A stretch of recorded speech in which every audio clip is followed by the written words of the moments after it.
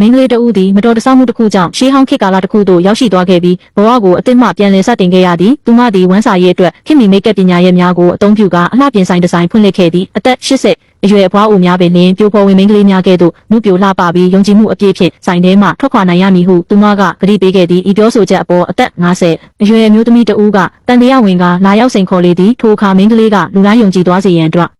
ကက်9မိနစ်အတွင်းတင့်ကိုနုပြိုသွားစေရမည်မအောင်မြင်ပါကရွှေပိတာချိန်1000 ကိုရောကြေးပေးမည်ဟုဝန်ခံကတိပြုလိုက်သည်သူမ၏တုံဆိုင်ခြင်းမရှိသောစိတ်သက်ကြောင့်အမျိုးသမီးကြီး၏ဒေါသများပြေလျော့သွားခဲ့သည်မင်းကလေးသည်သူမကိုယ်တိုင်ထုတ်လုပ်ထားသောအလှကုန်ပစ္စည်းများကိုစပွဲပေါ်တွင်ခင်းကျင်းလိုက်သည်ဘေးပတ်ဝန်းကျင်မှလူများကတီးတိုးဝေဖန်နေကြတော့လဲသူမဂရုမစိုက်ပဲအောက်ပါအတိုင်းပြုပြင်ပေးခဲ့သည်အသားရည်ဆိုပြေစေရန်အရေပြားလိမ့်ရည်ကိုအရင်လိမ့်ပေးသည်မျက်နှာပေါ်ရှိအမည်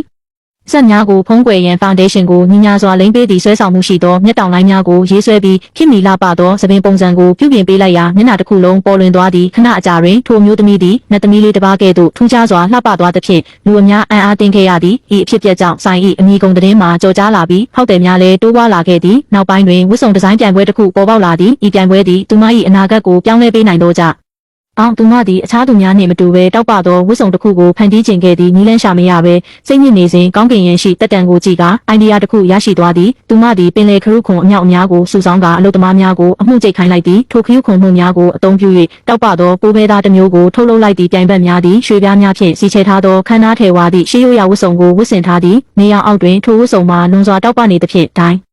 လူကြီးများကချီးကျူးခဲ့ကြသည်ပြိုင်ဘက်ကလည်းမင်းကလေးကိုလှောင်ပြောင်နိုင်ပိုင်းနေခဲ့သည်မင်းကလေး၏ဝတ်စုံမှာပထမကြည့်လျင်ရိုးရှင်းလွန်းသဖြင့်အချို့ကပြုံးစီစီလုပ်ကြသည်သို့တော်မင်းကလေးကတည်ငြိမ်စွာဖြင့်အလုတ်ကျွေးပြုသူမင်းကလေးတဦးကိုထိုအထည်အားဝတ်ဆင်ခိုင်းလိုက်သည်ထိုဝတ်စုံကိုဝတ်လိုက်သည်နှင့်တပြိုင်နက်တစ်ကိုယ်လုံးမှထူးခြားဆန်းပြားသောရောင်ပြန်ဟပ်မှုများထွက်ပေါ်လာပြီးလူတိုင်းကိုမှင်သက်သွားစေခဲ့သည်ထိုကဲ့သို့ခမ်းနားလှပသောအထည်မျိုးကိုဘယ်သူမှတစ်ခါမျှမမြင်ဘူးခဲ့ကြပေနောက်ဆုံးတွင်မင်းကလေး၏ဖန်တီးမှုသည်ပြိုင်ပွဲတွင်ပထမဆုကိုစုခူးရရှိသွားပါတော့သည်